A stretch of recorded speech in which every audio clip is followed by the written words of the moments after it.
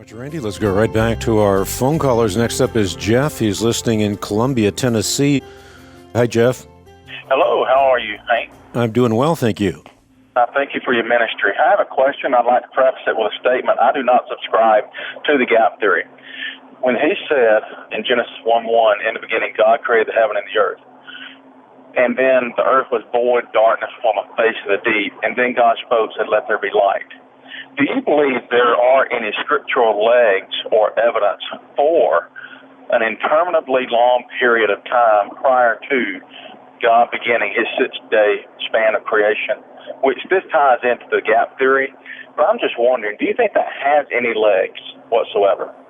Well, I see that you don't buy into the gap theory, neither do I, but I also do not buy into reading the book of Genesis in any other way than the way in which the literature is intended.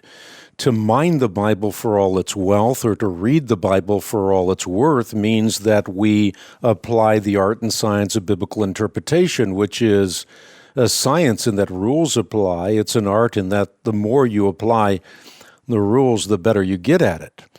But I think what you get out of that passage, and you don't get anything more out of this, is that God created everything out of nothing.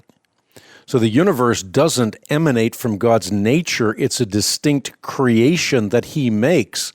There's nothing before the universe, but when God speaks, the universe leaps into existence. And then what you have in Genesis chapter 1 is a hierarchy of creation, not a chronology of creation. I think all too often we read more into that passage than what is warranted. A lot of people are reading things into that passage which I think are unwarranted, and you allude to that by saying that there are many people that hold to a gap theory, and as a result of that think that there's some kind of a long or an indeterminate period of time between Genesis 1:1 and Genesis 1:2.